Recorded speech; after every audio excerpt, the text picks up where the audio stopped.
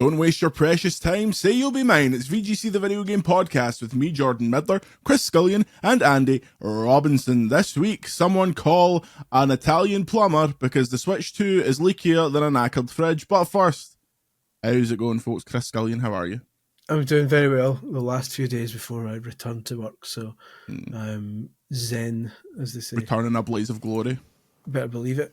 Within 3 hours of me returning, I'll be like, I'm shattered. Yeah. The usual pattern. So. Yeah. All good though.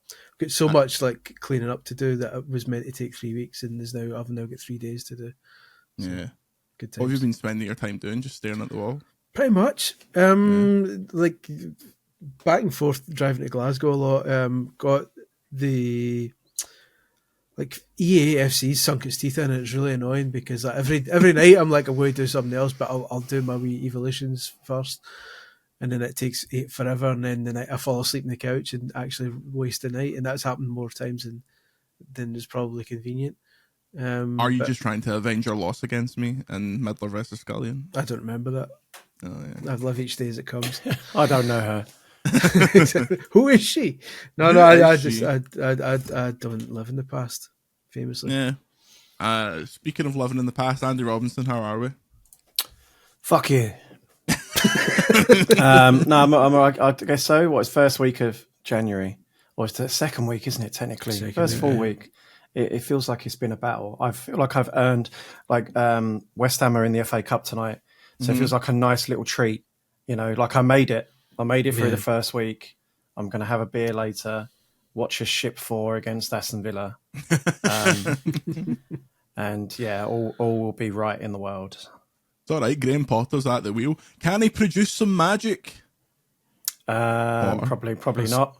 He's come to West Ham, unfortunately. I imagine if he'd have gone somewhere else, he'd fare better. That's just how it is. Those are the rules. You not maybe get that new manager bounce though? No, that doesn't exist with us. There's never been such a thing as new manager bounce. Mostly because our owners don't fire managers because it costs money.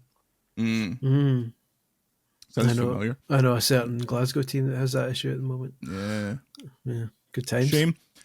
If you want more chat about football, this week's Off Topic podcast is now available on Video Games Chronicles. Football and basic maths.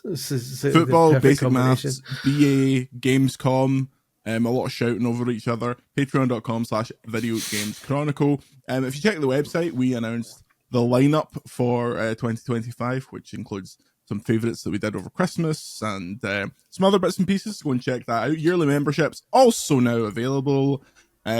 It's a pretty big week of news. Chris, you got anything energy drink wise? I do, actually.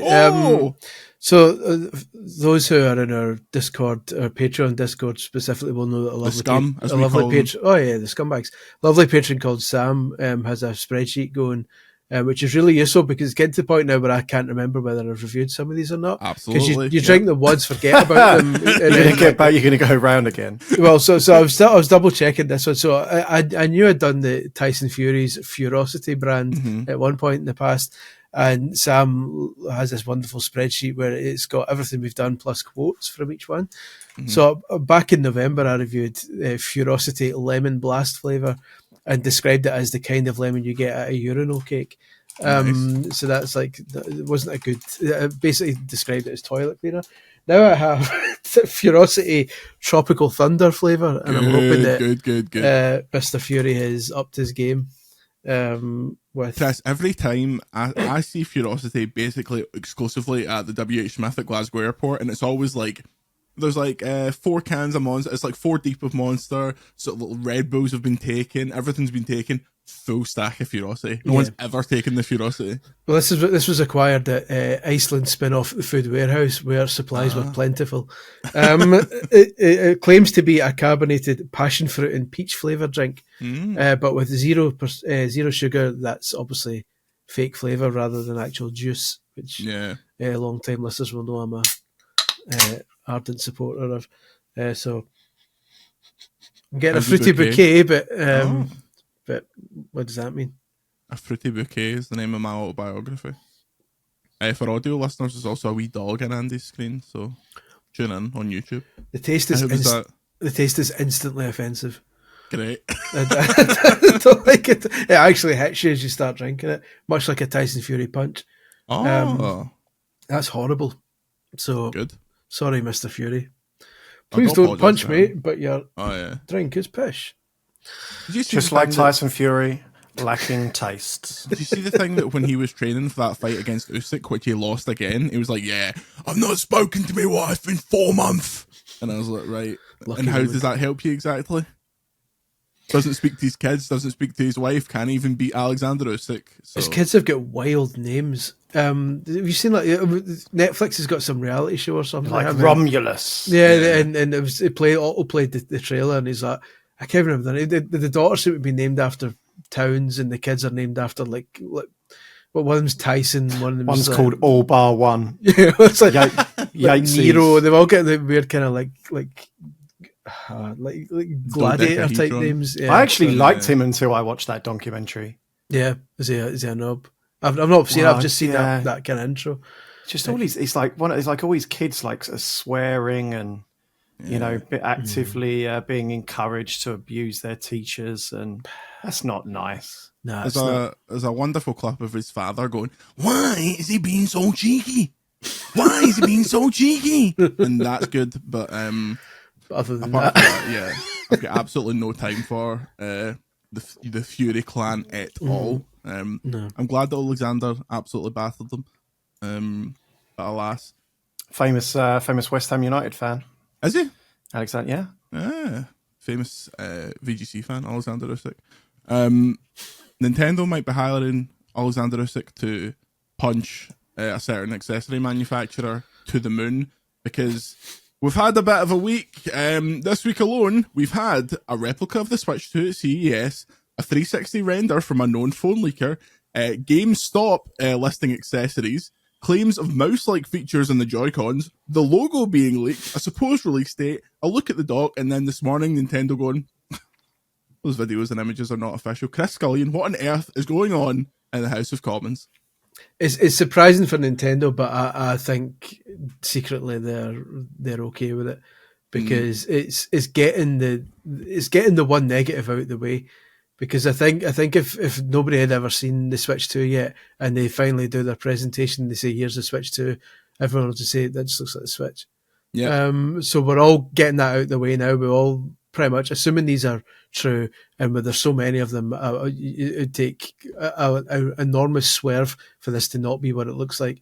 That'd be amazing. That would be so good. But now we're getting out of the way all of it looks just like the Switch. So when they actually do present it, that's out of our system, and we're focusing on the new features in the games instead. So for once, I don't think Nintendo are massively fussed at stuff's leaking, because the net is they're getting the crap out of the way, so that they can kind of focus on the weird alleged mouse stuff and all this kind of stuff when they actually present it.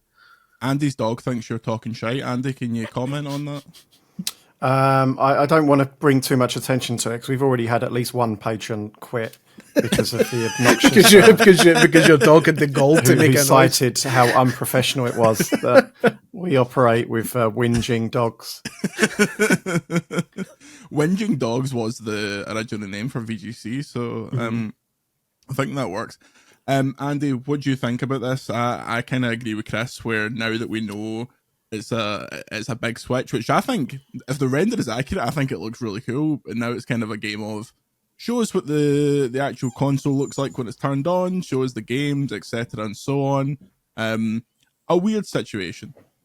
Well, I think, first of all, Nintendo are probably not as displeased about this as some people it would kind of lead you to believe. They're essentially, every single website in the universe is covering their console, and they've not even announced it yet. Yeah. That's whichever way you look at it. That's lovely PR for them. I think overall, this kind of highlights the broader challenge for them, right? Nintendo have kind of said this in their, their financial results calls and stuff like that in the past, that they're very aware that the challenge moving on for Switch is what it's always been. Like, the problem with being in the games business is it's just boom bust. You build up this audience of 100 million, and then you reset it and you start again every, kind of 7-ish years. And no one else really kind of does that. Oh no, I've got to let the dog out. She's whinging. That's the Nintendo's lawyers are at the door. Yeah, exactly. I mean, Andy's a man with a literal master sword sitting at his door, so I think Nintendo probably lost about 3 patrons from that. Start again. So that's the challenge that they're very aware that that's the challenge of the business they operate in, and they want to try and mitigate it. Part of that is expanding their IP out of games. Obviously, they have the movies, they have the shops. They want to have more people kind of attached to Nintendo franchises. Another part of that is Nintendo accounts, which is a big part of that. Part of the reason that Xbox has struggled this generation is that everyone built their digital libraries on PlayStation last gen, and it's a big ask for them to give that up. So it's very clear that this is going to be most likely a more conservative iteration than previous what we're used to from Nintendo, where Nintendo usually throw the baby out with the bathwater and come up with something radical and new, surprise and delight, as they say.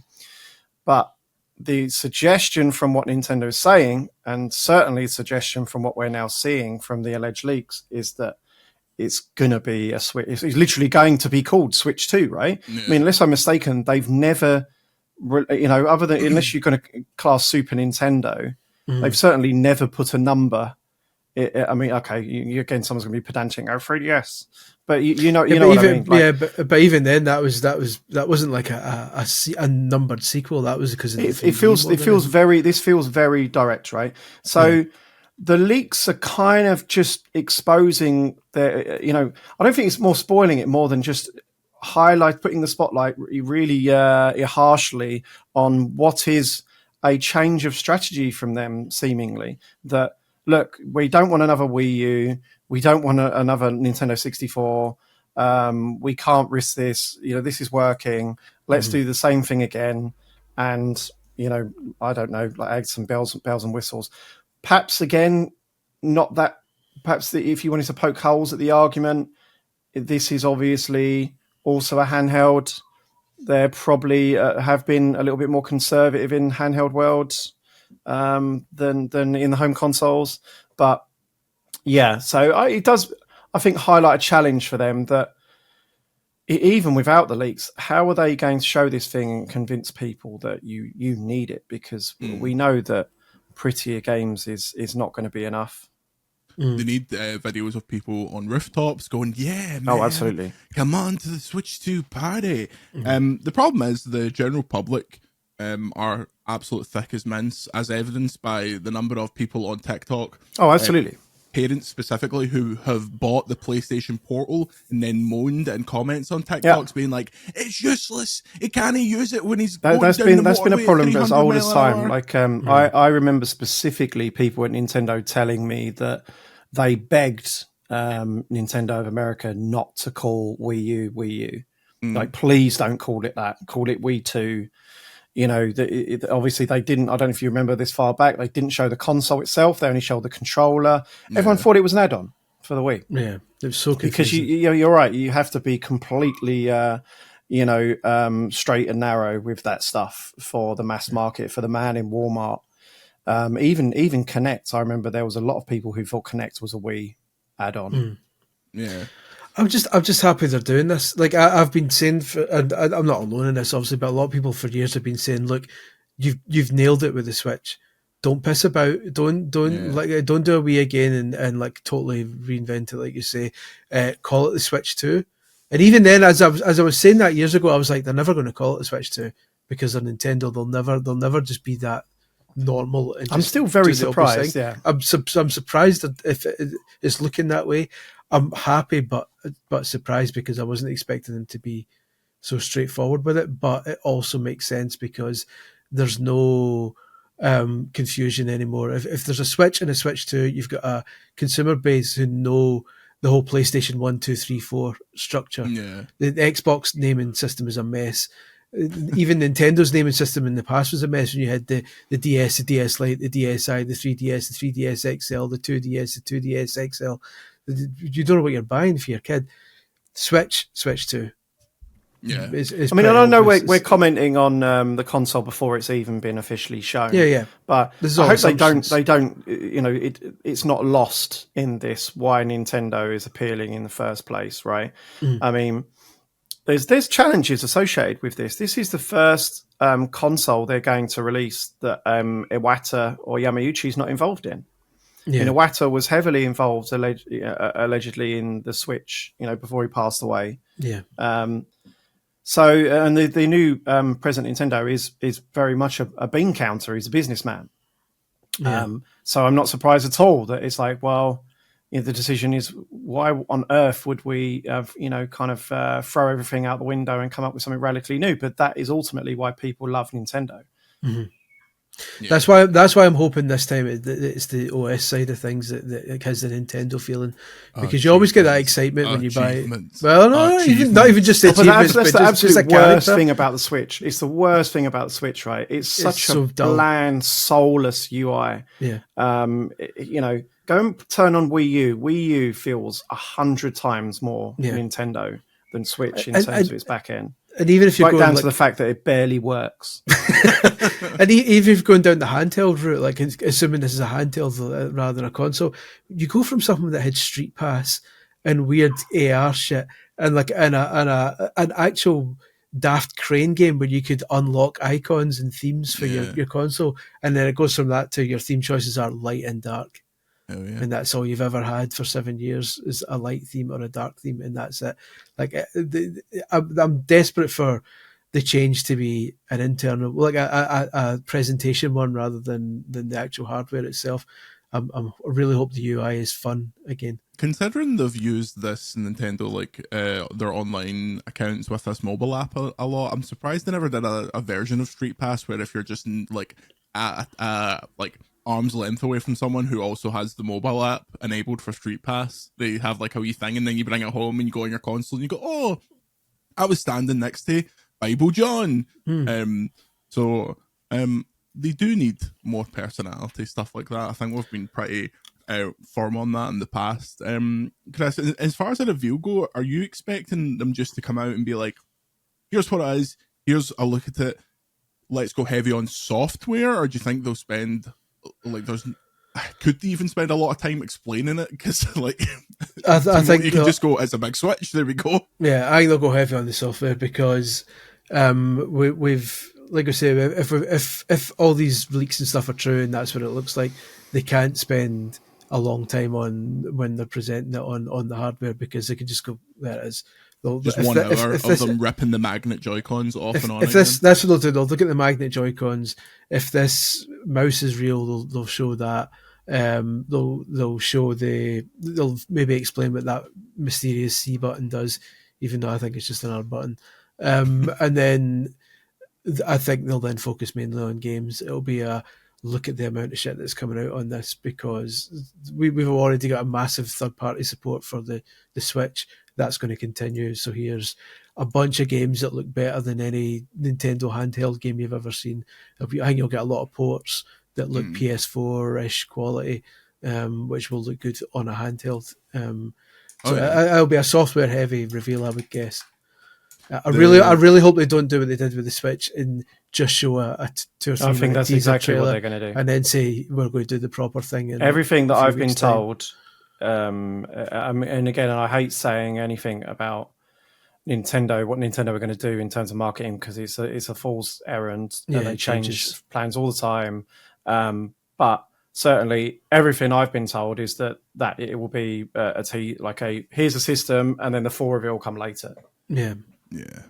Which is annoying, because when it comes to a teaser like usually with a teaser, mostly what you'll see is the hardware, and we kind of know that now, more or less. So that's going to be quite frustrating. But at least they'll be acknowledging it exists and probably confirm the Switch 2 name at least, so we can stop kind of just making these assumptions. What we need is Reggie to get on stage and go, it's all about us, but it's also all about you. And everyone's just going, this is Doug Bowser's time to step up to the plate and shows a bit of personality. Do a rap. Because I like we did that video before. Remember when he actually met actual Bowser? Yeah. And you're like, how'd you get it? Well, he's going to have to like up his game this time because that shit doesn't fly a second time. Yeah. He's going to be like, I'm Doug. Here's the Switch 2. I'm Doug Bowser, and I'm here to say. Yeah. I hope it's hosted by the disembodied voice from the Nintendo Directs. That's always like, Emio kills people this holiday on Switch. A return for a puzzling detective. Yeah, exactly. I'm up for that. What noise will it have though? Because you can't have the Switch noise again. Will there be a modified version of before every game the Nintendo Direct? It's called the Nintendo. I think it'll be a wee double switch. It'll be the same. It'll be the same, but it'll be like a wee double switch, and they'll both come down like that to make it a Switch 2. Yeah, a big loud fart. What's a magnet noise? If they're magnet Joy-Cons? Just that. Andy's playing it just now. It should be this. It should be quad damage from Quake, without a doubt. In fact, Chris set me up with a wee intro to a trailer, and I've got the Switch 2 noise right here. Hit me with a Nintendo Direct voice, please, Chris. Saying what? Just introducing the Switch 2? This game's going well, isn't it? A new return for a perplexing plumber. Sold. Pre-ordered. Oh, no, it'll be a double Switch noise. That'll be their Switch 2 sound. Wait, hello. Do you know what might be on the Nintendo Switch 2, Chris? Go on. Although probably not, because it's probably not going to be on any console Switch or 3. PC. Yeah. Ubisoft has delayed Assassin's Creed Shadows. Don't check your podcast player. This is the current podcast of the week. They're going to incorporate player feedback, which has always gone well. The game was previously delayed from last November to February 2025. It'll now be released on March 20. In a statement, Ubisoft said additional development time would allow it to, quote, better incorporate player feedback gathered over the past 3 months to help create the best conditions for launch by continuing to engage.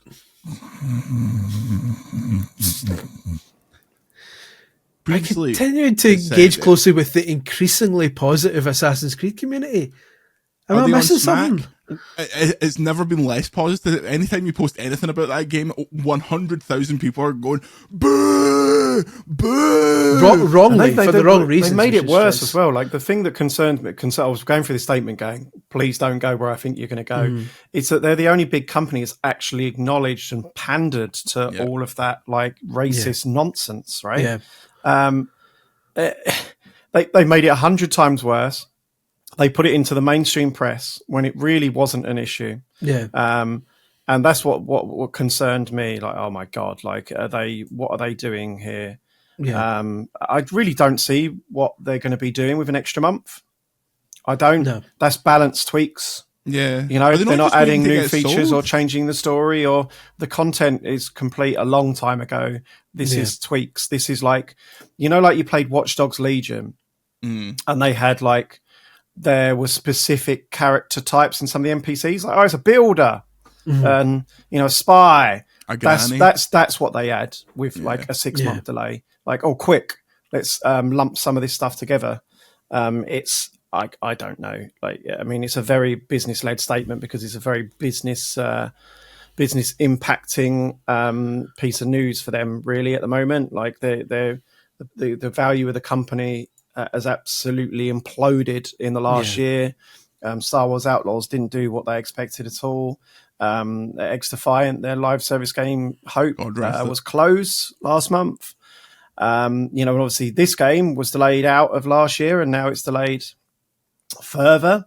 You know, there are the reports basically that they're looking to find investment, take the company private. It's all, you know, it's going to be a very uncertain year for Ubisoft, and it's going to be very interesting to see what the company looks like in a year's time, because I suspect it's not going to look anything like it does now. Yeah. It's not looking great. You kind of get the feeling that Assassin's Creed Shadows is make or break for them. Yeah, it 100% is. I mean, they've even set it up to be make or break for them. Yeah. They used to have a hit every year until this gen, basically. Every year they'd have a hit. And this gen, they've just, absolutely shat the bed. Yeah. And they don't know what they are. They've that's partly their own fault because they were chasing the live service thing. Like, look, if you throw enough at the wall, something will stick. And it didn't really. Still, their live service hit is Rainbow Six from a decade ago. Yeah. They've kind of forgotten their USP, and now they're in this state where they just don't really release anything. And if they do, it's like a weird license game. And they just seem to be firing blanks all over the place. I remember when they were investing in NFTs. And one of the execs, Ubisoft Quartz, give it a bit of respect. I apologise. It was a Ubisoft, and one of the execs came out and basically said people don't get it. That's the only reason they're angry or something like that. So, well, that doesn't help. You really do get the impression that if Shadows, there's so much importance in Shadows doing well now that if it doesn't do well, they are absolutely stuffed. Something's going to break because what have they got after that? Like in the foreseeable future. Surely there's a Far Cry. I mean, the last Far Cry was absolute dug meat, but surely there's a Far Cry coming down the line. But they've not even announced it yet. So once Shadow's out, there's going to be a pretty tumbleweedy moment until they bring something else out, and it's like he kicking the can a month down the line isn't massively reassuring that they've got this kind of on track here. It's concerning. I hope it's good. Purely, I hope it's good because you don't want to see any company struggle, regardless of who it is. I hope it's good so that the arseholes who are moaning about it for the wrong reasons don't get the satisfaction of it not doing well and them saying, see, that's what happens when you go woke. It's like, that's nothing to do with it. So for numerous reasons, I hope it does well, but the signs aren't looking great. If you detached it from all that context, this is actually an incredibly good move because it was about to be absolutely buried by about 7 other games that are coming out within a week of it, and there's Hee Haw in March, so it's a good place to move it to. But for now, I think you'll see other games moving from February to March, and it's just going to create a problem. It's going to make a March backlog instead of a February Monster one. Hunter, Yakuza, Civ, Kingdom Come, and 1 or 2 others. I know the majority of what I just listed isn't moving, so I don't know what what would be the it's last going one to be interesting to see what happens because they're all big games. None of those are 10-hour things. These are all 80-hour epics. I mean, those 4 are pretty. At least with those 4, there's no you're not swapping out a Pirate Yakuza for Monster Hunter. Whereas I feel like Assassin's Creed, it's Assassin's Creed, you can get your open worldy shite in Kingdom Come, you can get your this, that, and the other in other games, but I think that was the one that was going to drop. Obviously, something like Civ doesn't even really need to think about anything because it's got its own audience, its own lane. Speaking of open worldy shite, Oblivion linked Virtuous is making a quote unannounced Unreal 5 engine remake. The studio is currently working on the MGS3 remake. This Oblivion remake will reportedly run on both Unreal 5 and the Oblivion engine at the same time. I played the MGS3 remake and I thought it was fantastic. So I'm quite happy if this is the studio that is making this game, this Oblivion remake, which is absolutely happening. It just depends when they actually talk about it. I just think it's time for an Oblivion. The anniversary is this year, so it's probably time for something like this. Probably. I mean, how many more times are we going to punt these Elder Scrolls? They've not really touched Oblivion, to be fair. They've rammed Skyrim. They've rammed Skyrim, I suppose. That's fair. That's true. And they can't really keep re-releasing Oblivion as it was. It's going to have to be a remake if they're going to re-release it, because a remaster, even a kind of 4K high frame rate remaster would look pretty crap these days, because it's a 360 era game.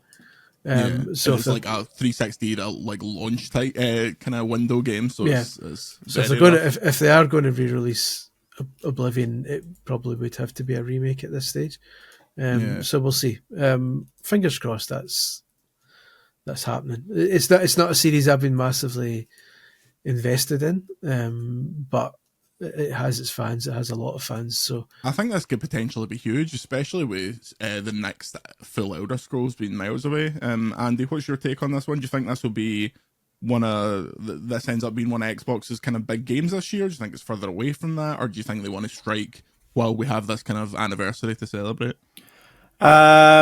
Well, if they're going to show it soon, you'd wonder why they would be showing it if it's not coming out this year. Xbox has started they tend to lean towards nearer titles, right, these days. That said, you're right. The 20th anniversary is literally next year. It was 2006, wasn't it? Because I remember having that game in the office. It was a very early 360 launch. Well, it must be because the 360 is 20 years old this Christmas. March 20, 2006. Yeah. So I don't know, but you can still release it this year and still call it 20th anniversary. It doesn't really make a difference. But you're right. It's not going to be, if they're working on it, it's not going to be a simple remaster, is it? It's a 20-year-old game. Very beloved 20-year-old game. I don't think they have to change a huge amount. I think a lot of people will be really excited to play that again. That's definitely a big game. If they can get it into their lineup. This would be. I wonder if this ends up being proof of concept, because while this one's happening, the Fallout one, which was always Fallout 3 rather than not Fallout 1, the Fallout 3 remaster that people talk about, I would love to happen because I was always more of a Fallout person. But I think that the Elder Scrolls is their most kind of underutilized brand that Microsoft have at the minute. Like the appeal of the mainstream appeal of Skyrim is absolutely massive, and they're probably, we talked about this last year, they're probably in a situation where they're like, we cannot wait for Todd Howard to make a new Elder Scrolls and a new Fallout. So I wouldn't be surprised if you see more of this like popping up. Maybe they're waiting for Nintendo to reveal the Switch 2 so that they can then reveal that it's coming out on that. Yeah, maybe. There's I wonder how many. Do we think we get, well, I was about to say, do you think we get a game announced for the Switch 2 before it actually gets revealed? We already had that. We've already had games coming to the next Nintendo Switch, the next Nintendo console. Just on Virtuous, where's that MGS3 remake, Chris? Because I've played that game. Well, you previewed it like quite extensively, and they were saying a 2024 release, and then 2024 came and went, and they were like, don't worry about it. Oh, never mind. It's just like, so what's going on, boys? We're kind of waiting. But it showed it at TGS, like they had that. I wonder if they just had that demo incredibly polished and the rest of the game just isn't there. I'm sure there's been examples. This is giving me proper deja vu. I'm sure there's been examples in the far past, Chris, like magazine days where we reviewed games and they just didn't come out, right? Mm-hmm. That's happened a few times. I can't think of any specific examples, but I do remember that definitely happening. Yeah, there have been situations where, especially that happened quite a bit in the kind of 16-bit days as well, where magazines would review a game because they'd get sent the cartridge early, and then for whatever reason, the game, for licensing reasons, whatever, the game wouldn't be released. And those are the prototypes you now see trading hands for like daft money because the reviewers kept hold of them all these years later, and they're saying, "No, actually, here's the unreleased Super Nintendo version of some pish that isn't actually that good a game, but was like never happened." So that's the exciting thing. But yeah, it's definitely. I got a quote approved for the back of the box for True Crime Hong Kong. Nice. Thanks. Well, then someone must have reviewed Half-Life on the Dreamcast. Oh, that's one. That's probably that's probably what I'm thinking of. Yeah, which then wasn't released. Did either of you two get your hands on NBA Live 14, that EA basketball game? No, I wish I had. That'd be worth a pretty penny now. That was one that had all the T poses, like right up to the very end. They had one copy of that, and GeForce in Glasgow got dressed it, and they were selling it for £900. It was clearly some Glasgow games journalist that got a review copy, and they're like, "I'll just chuck it to them." That caused that was such an issue that the SSX, it might have been SSX, it was a EA game following that.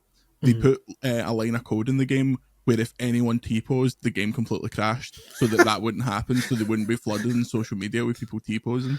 So unnecessary.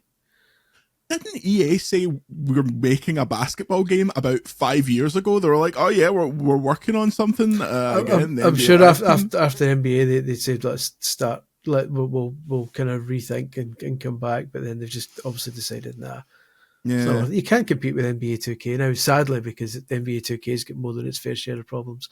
But it would take a pretty gargantuan effort to kind of muscle in on that now and try and become a number 2 and eventually a number 1. It's one of those series where like kind of like MLB The Show, like it used to be back in the day you'd get 1 million. As I know from writing my books, you get 1 million basketball and baseball, and the NBA and NFL and NHL and MLB were just throwing their license about like confetti at a wedding to anyone who wanted it. And now it seems there's kind of a lot of exclusivity deals and stuff like that. It's like Madden is the NFL game, the serious one at least. 2K has NBA, Sony has MLB. There's not a lot of kind of wiggle room for massive competitors. I wonder if obviously college sports are huge in America, and that college football game did gangbusters. I wonder if they're looking at that and going, what if we did a college basketball one? Yeah. You got to think. That could be potentially a big thing. EA's March Madness or something like that. But that would take a lot. They've got a full-on bloody basketball court in EA in San Francisco. Like that, gathering dust. It's like a shopping centre. Yeah, they've got a football pitch at Vancouver where I went. Gav Murphy, a friend of the show, he broke his finger in playing in goal. Did they motion capture that? No, that's what they used for the mocap in it. That's the pitch, which is crazy. Yeah. That was also the arena in FIFA for a while. That Vancouver place. That arena, which I think is secretly still running in the background of the game. Yeah. Which is why the menus are clunky as hell, because there's a training. Not on PS5 Pro, baby. 60 frames a second on PS5 Pro. That's a selling point, isn't it? Yeah, exactly. Menus work. Hold on, I'll just get my wallet out. I saw an amazing thing on Twitter. It was like screenshot comparisons of FC25 PS5 to PS5 Pro, and everyone was like, "Oh yeah, it looks amazing." There is no visual change. There's no screenshot visual change. It is literally just a frame rate boost in set pieces in the menus. I mean, Big Hiroki Totoki was there at CES going, look at the power of PS5 Pro. We've got over 70 enhanced games. That counts. Certainly does. Yeah. CES, it's not a news story, but they're doing Chris, give me a noise reaction to the following headlines. Horizon movie. Helldivers movie. There's already been a Helldivers movie. That's more than it's a Starship Troopers. Yes, yeah. I know, Chris. That's more than a noise. There's some cutting satire for you, right? Okay, go. Yeah. Ghost of Tsushima Legends anime. No. This wasn't at CES, but now they've made the DualSense Edge black. Yeah, well, typical for my bloody PlayStation hater. I can't get massively excited about movies about PlayStation games. They've all been so good. They're all based on movies. Exactly. They've not kind of struck gold yet. So based on Uncharted and Gran Turismo, I'm not massively. Get Jerry Halliwell back to play some. I quite liked Uncharted. I thought it was all right. I tried it, but couldn't really get into it. Yeah. I couldn't get. I tried Gran Turismo as well, but as soon as Jerry Halliwell turned up as somebody's mum, that just kind of devastated me, and I just stopped watching it. At least it wasn't Mel B. That's true. Your friend. I'm not telling that story again. Friend of the show. Told that story too many times. They will look tired.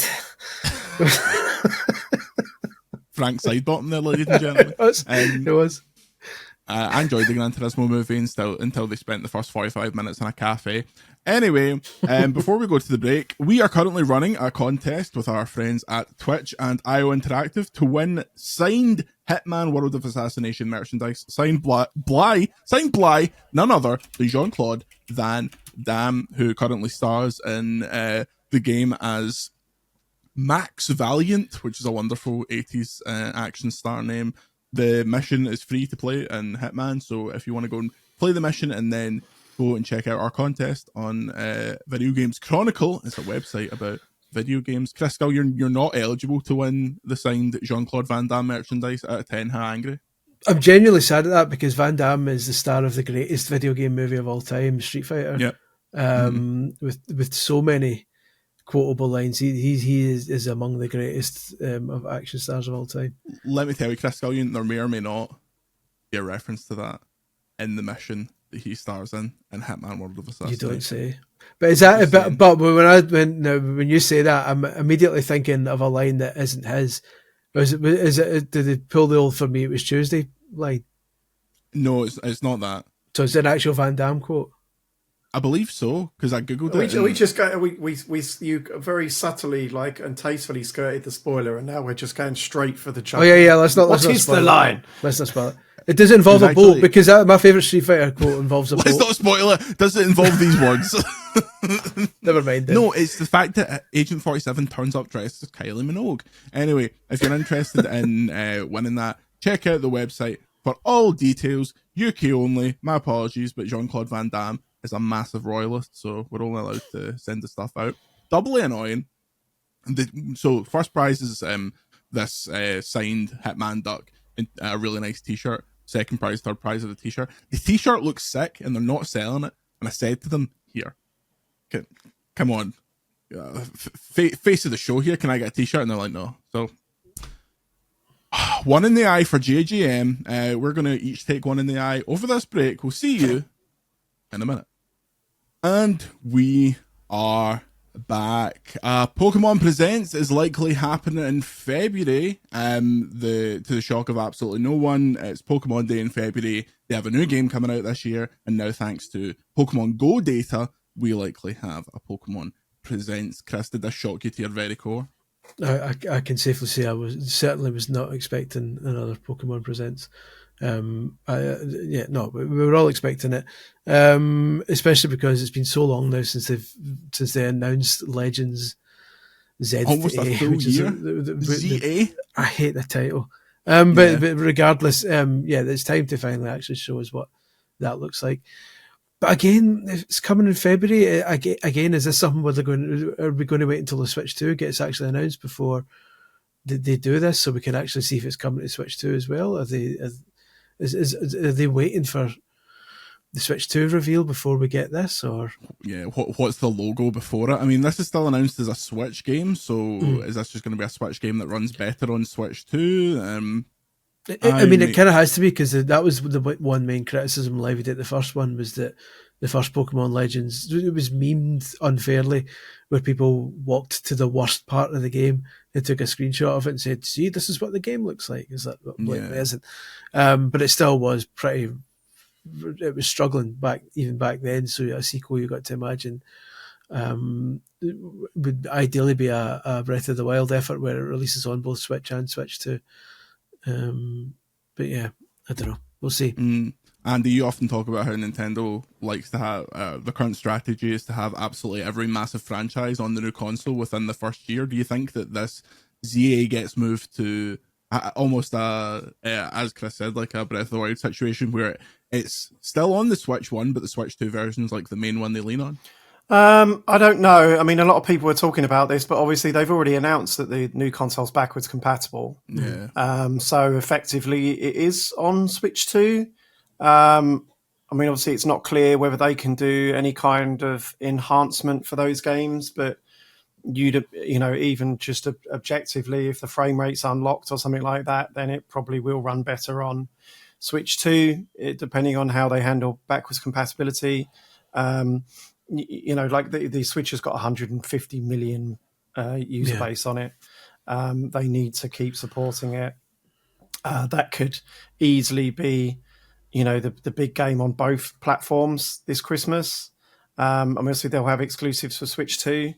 They're going to continue supporting Switch for a long time. I think you're going to see some real deep cut stuff, like lots of what we've seen over the last year and this year. Remasters, remakes of kind of beloved games, and I think they'll continue doing that. You only have to look at how they supported 3DS after Switch, really, because it was very, very similar. There's still some really good stuff at the tail end of that 3DS gen that's it has been like left there. That's the exciting thing for me as well. As the kind of Nintendo nerds, we the stuff we always want to see on Nintendo Dorks. Come on, Chris. Nintendo. Oh, sorry, Nintendo Dorks. A lot of stuff we want to see often doesn't happen, and understandably so, because they'd sell about 12 copies. But this is the point now where you might get, well, with 3DS, that's when it's around about this time we got the Metroid 2 remake and stuff like a greatest hits of Rhythm Heaven and all this kind of weird stuff. Like at the end, a Captain Toad game was on 3DS as well. So yeah, it'll be interesting to see what the Switch's kind of library looks like for next year, whether we'll get like weird stuff like Excite Truck remakes and we'll just dig out all the kind of weird stuff at the end, but for the fans, just to kind of keep them ticking away. But yeah, but Andy makes a good point about the backwards compatibility, because is it going to be how are we going to have like a smart delivery system where one cartridge works on both, or is it going to be like when the Wii came out and Twilight Princess was on the Wii and the GameCube, even though the Wii could play the GameCube version, they were still two separate SKUs. Like, is it going to be like that? So there's a lot of kind of interesting stuff that we still don't know yet, and it does make interesting discussing the backwards compatible Switch games, because we've seen people kind of doing dodgy things with their Switch and overclocking it and running games that look smoother because the frame rates like kind of unlocked. How will those games run on Switch 2? Will the unlocked frame rate instantly look better? So it's an interesting one. It raises more questions than answers. Yeah. Do you think there's any chance that you put Switch 1 games into the Switch 2 and there's no difference without a specific patch? Yes, a very good chance. Especially to do what they did with the Wii and the GameCube, and the Switch games are a separate shell altogether, so that when you kind of load the game, it basically shuts down and reboots as a Switch. If they end up going down that route, then there's a chance it might not. It might just run exactly like a Switch and have no differences at all. I hope not. Andy, we were talking before Christmas. I posted an image into the Slack, and it was like the top 5 selling games of December 99 or December 2000, and it was 5 Pokemon games, and you were like, that was when games were games. I was first in line for all of those games. Is there anything that could bring you back to being like a proper Pokemon fan, or is it past you by? I feel like maybe, I mean, obviously it's the biggest entertainment property on earth, so I'm not sure they're particularly bothered about bringing people like me back. But it'd be interesting to know if it is a phenomena for them and they're aware, like, because, I mean, I was there for the OG Pokemon games. Like, I remember they came out in the US, like, first. So we were paying on emulation, right, for months and months. Like, I remember that summer, we were paying it for probably best part of a year on emulation. And then it came out in Europe, I think probably like the following spring or something, I'm guessing there. It was literally day one, went and got it. Absolutely hammered Pokemon Red and Blue.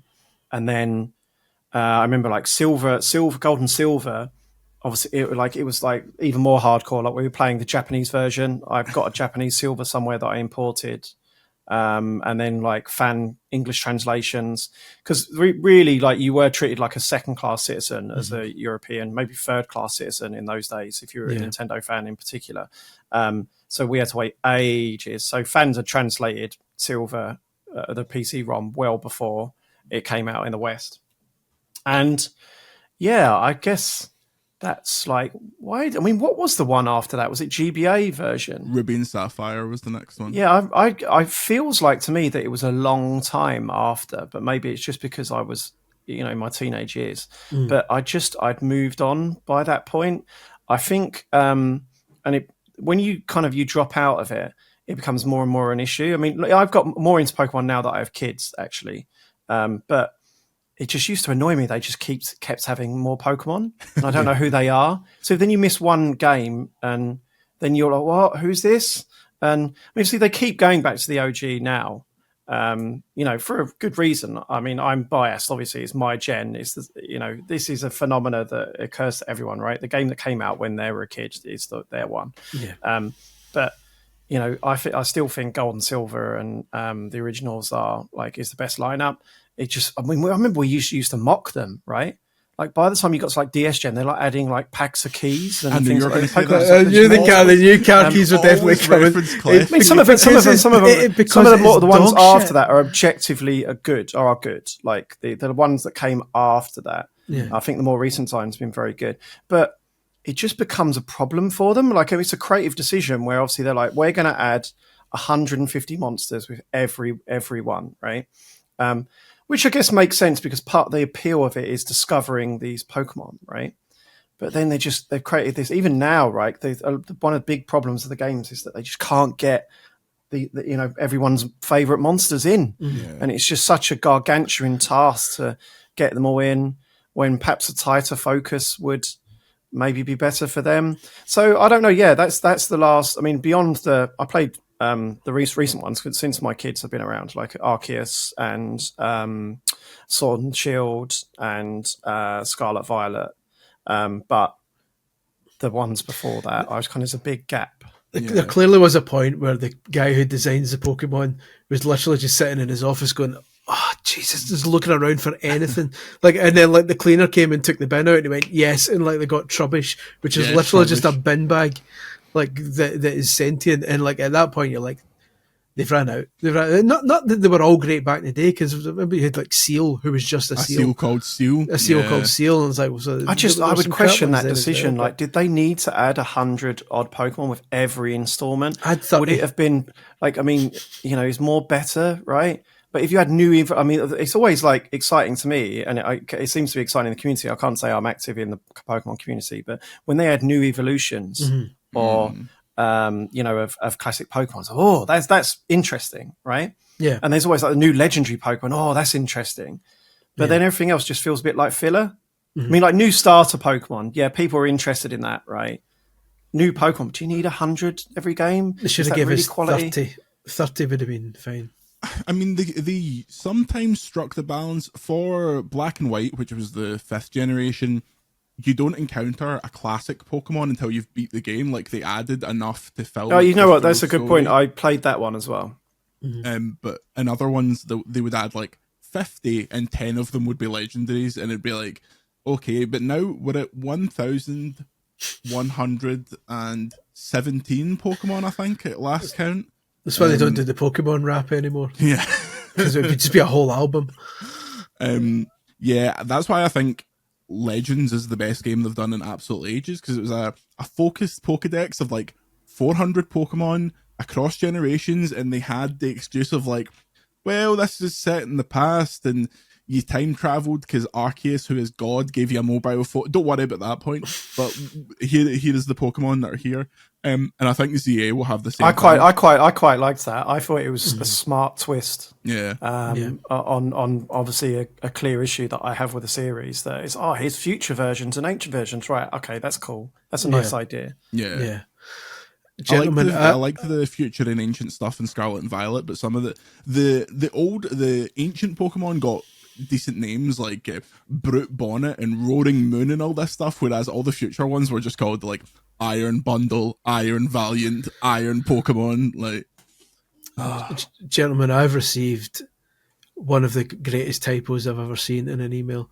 And I feel inclined to share it with you because this is hot off the presses. I'm not going to name the game because it's unfair. PRs make mistakes every now and then. That happens. But it's Intergalactic, the Heretic. It's a new horror game for the Meta Quest, and what part of the email reads, "I have pleasure in sending you a Meat Quest review key." So it's not the Meta Quest now; it is now officially the Meat Quest. Pick me on your Meat Quest. That's incredible. That might, for all we know, that's the Switch 2's name. No, It's actually going to be called the Nintendo Meat Quest. The Game Onion. I love that, and it's in all caps as well. Meat Quest. So, sidebar: when Andy posted his CVG cover the other day, it made me laugh that the references were eating chicken and West Ham and drinking, and things don't change. How did you feel to revisit some of the old CVG stuff, Andy? 10 years on, what is the current feeling on it? You mean look at some pictures and do a tweet? Surely you sat there and went, No. I've got far too much stuff to do than to sit and reminisce.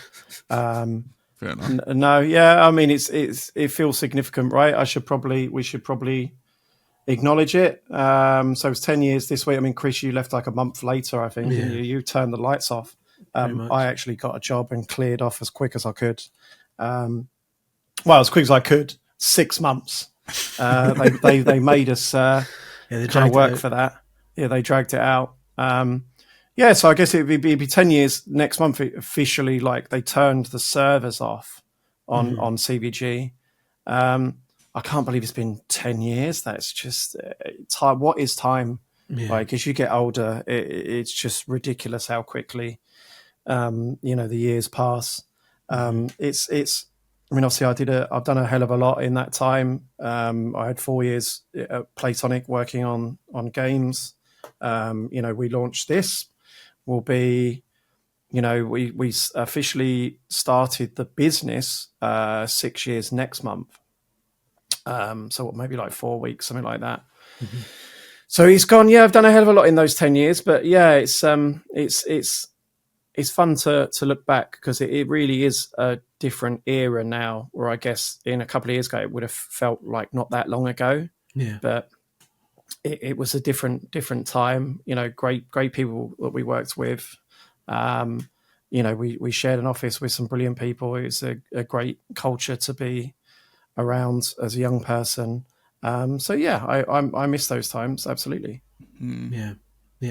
I don't like talking about it too much because I get generally quite upset and annoyed about it because it's like I still have a lot of resentment over how it went. But it's a shame. It was great times. It was like I think 9 years I was at Future in total, so 6 at O&M, then a brief stint at Nintendo Gamer, and then CVG. All three of which shut down.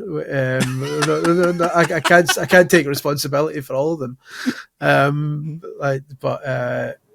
Bodes well for VGC. It was. Let's just say it was frustrating to leave after 9 years and have zero online evidence of my existence, which is quite frustrating. But it's quite funny. Someone posted a review I did like 15 years ago on the Discord, and it's so funny. I've reached the stage now where like I forgot I even played these games. Like some of them, I'm reading. It's like reading someone else's review. Yeah, and it was a Donkey Kong one as well, wasn't it? It was funny, like when you run it for so long, you start reviewing remakes of games you reviewed. Like if you've reviewed the original, now you're reviewing the remake. And you're like, God, literally don't remember playing it. Yeah, it's amazing. I think it's still so weird the way things work out that the first code for a game that I ever got under embargo pre-release was Ukulele, and now I work for this, Donnie. How strange is that? That's just, I reviewed it for Keen Gamer, which was a site that I'm pretty sure was just selling keys that it got from companies. Allegedly. I don't think they still exist. Keen Gamer. Yeah. And the people behind Keen Gamer would expect you to write 3,000 word reviews. I'm like, I feel like I've ran out of stuff to say after I write 700 words in a review. So at 3,000 words, you're like, oh, well, the colour of the walls in level 2, terrible. Colour of the walls in level 3, though, now we're talking.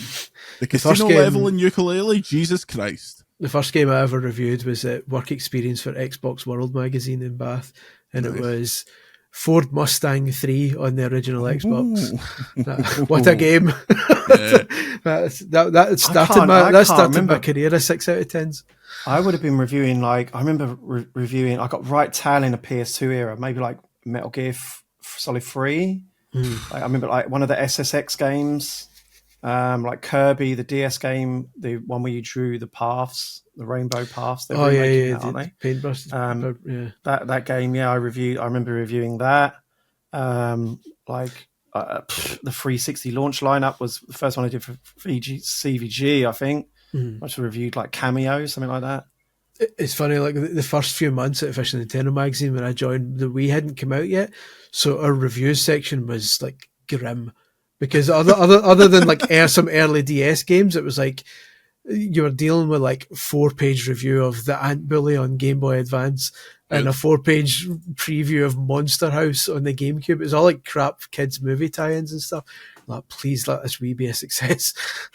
Otherwise we're really going to struggle.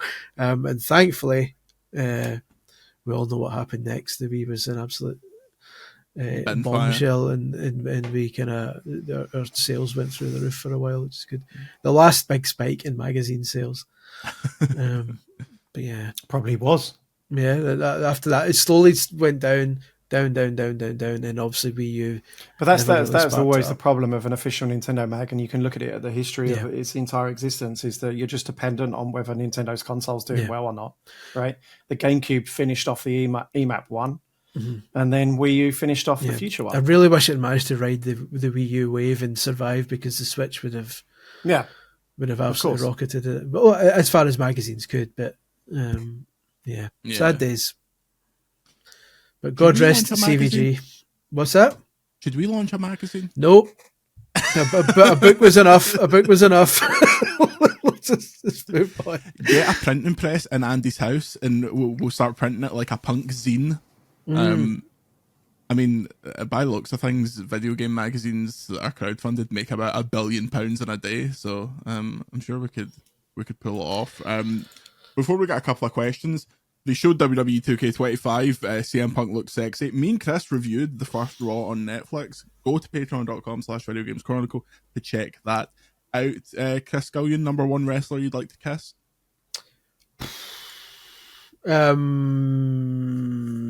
Kamala. Okay, fair. Discord questions. Kron says, Nintendo has recently revived a bunch of long-forgotten IP, such as Endless Ocean, Famicom Detective Club, Another Code. Are there any others you'd like to see for Switch 2? I will abstain from this question, because I didn't even know what Famicom Detective Club was before Chris Scullion was going, yes! Finally! The world's been waiting! So they had. I always keep waving the Excite Truck flag, so I'd like to see a remaster of Excite Truck again, and Excite Bots, which Europe never got, and the Kid Icarus, the long-awaited Kid Icarus Uprising. I quite like that Kid Icarus 3D, that 3DS game. To be fair, that was okay. That was decent.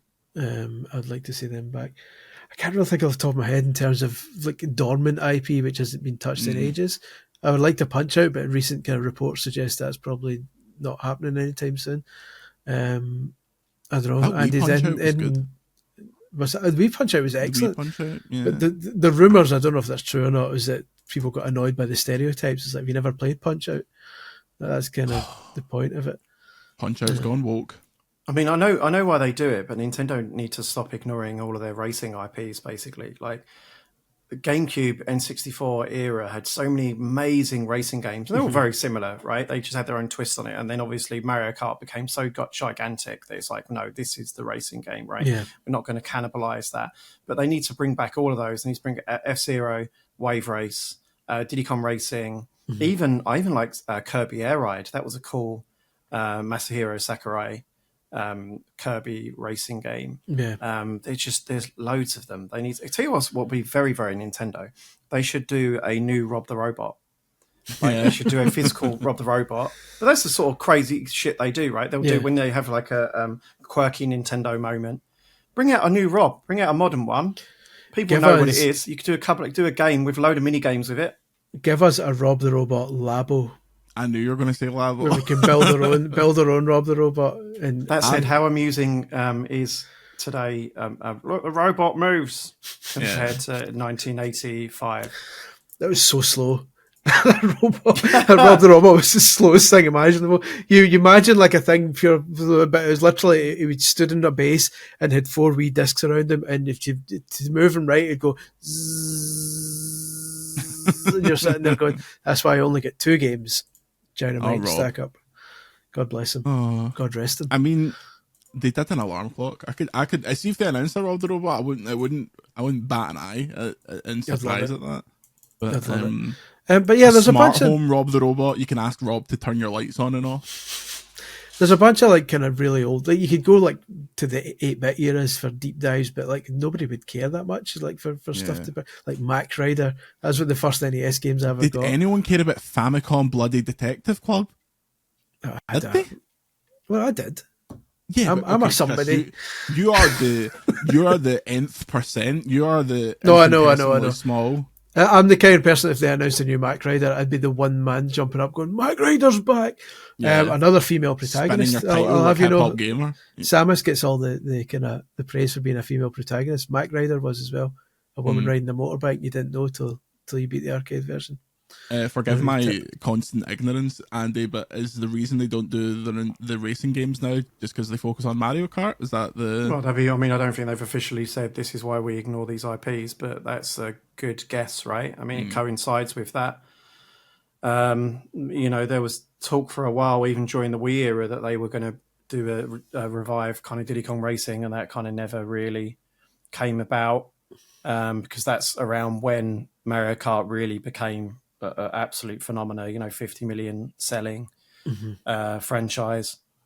So that would be a good guess, right? Yeah. Especially now that Diddy Kong is like prominent in Mario Kart. It's like, it'd be weird to do a Diddy Kong Racing when there's already Diddy Kong in a racing game. Other than like a remake, I don't know. I mean, they're pally with Xbox, so you never say never, but I don't know. I don't see a lot of those rare characters ever kind of making it back on Nintendo. I think it's only what, Conker and Banjo. Because they did the DS version, they took them out. The absolute disrespect for Drumstick and TT and Thumper and the rest of the boys. The Kremlin. Well, Microsoft own those. Well, I'm sure they must own all those characters who aren't, other than Diddy Kong.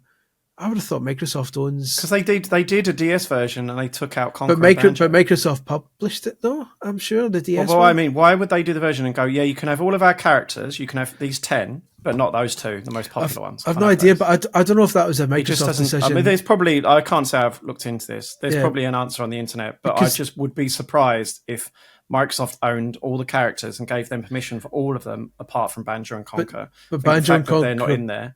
But they were replaced by other Kongs, like new Kongs. So I don't know if that was a Nintendo decision or Microsoft. It doesn't make. I don't know. I don't think Microsoft owned those characters. I'm not sure. I don't know enough. It's something we need to investigate offline. But he's searching it. He's got his searching face on. This is the because it's annoyed me. Right. It's annoyed me now. Who owns Google? Who owns Drumstick? Rob the Robot. Do you own Drumstick? Who owns that really annoying Triceratops? It was a bastard to beat.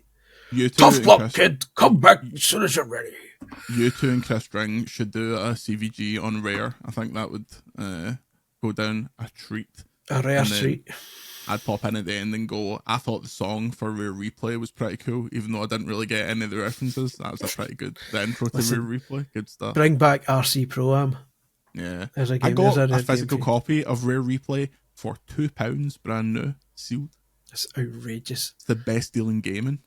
Rare Replay is fantastic. Rare Replay is worth getting Game Pass for if you've never played it. The amount of classics in that nuts and bolts, come on now.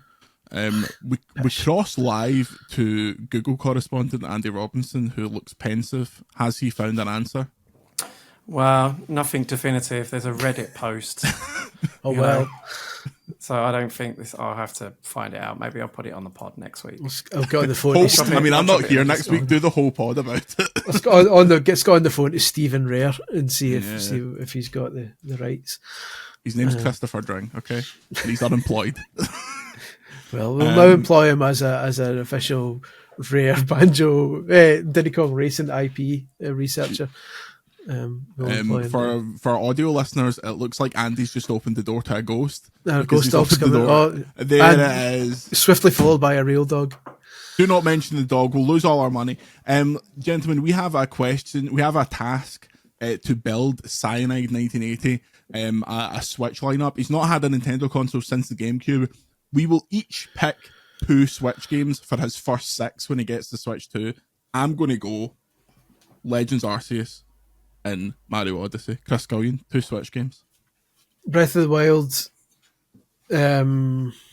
Mario Kart 8.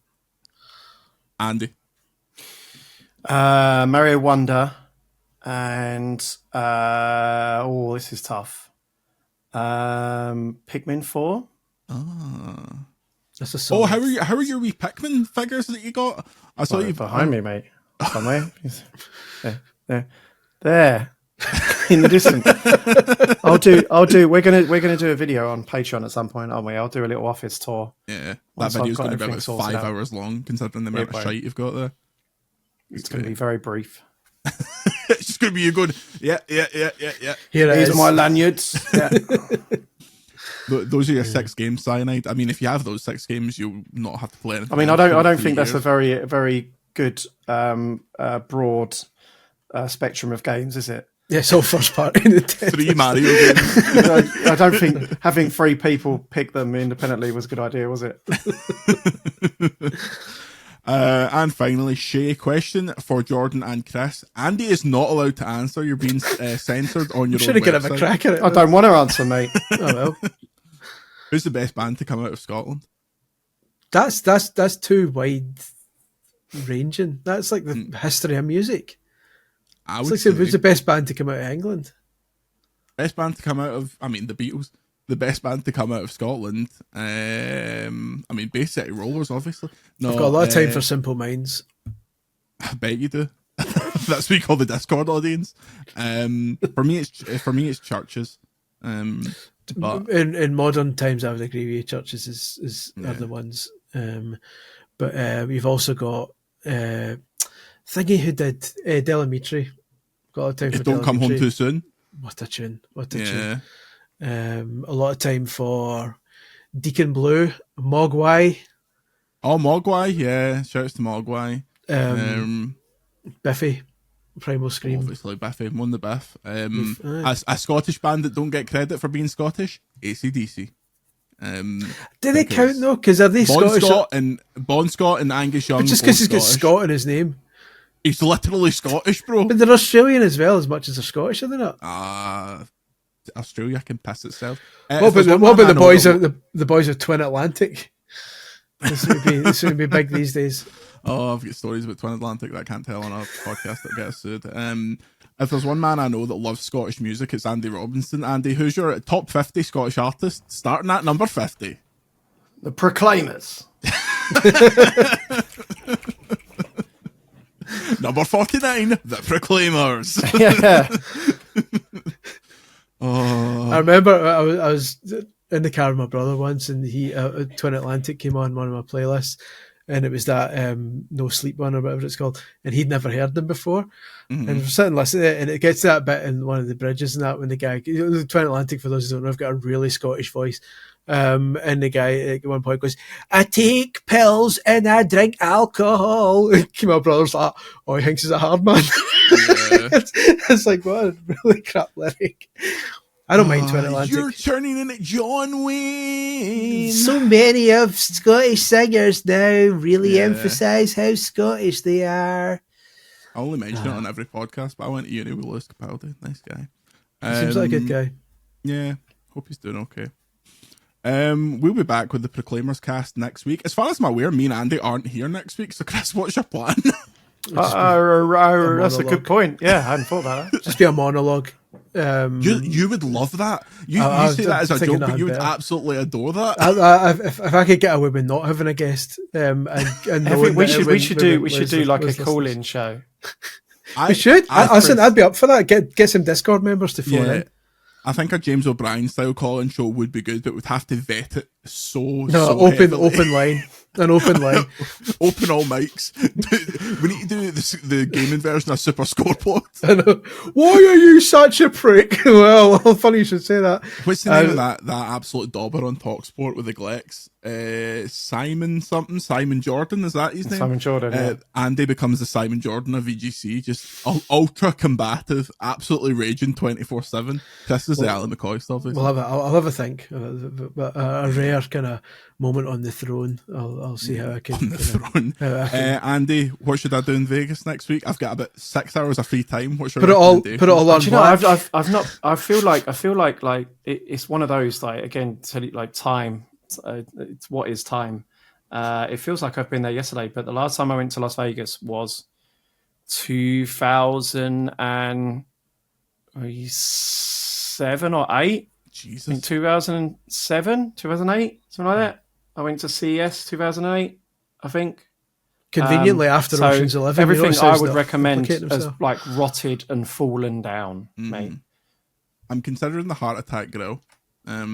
But not to do the big 50 stacker, just to go and vibe. We'll see. Just stand in the Heart Attack Grill and ingest calories. Las Vegas is oddly freezing cold as well this time of year, just to warn you. Really? Well, it's a desert, right?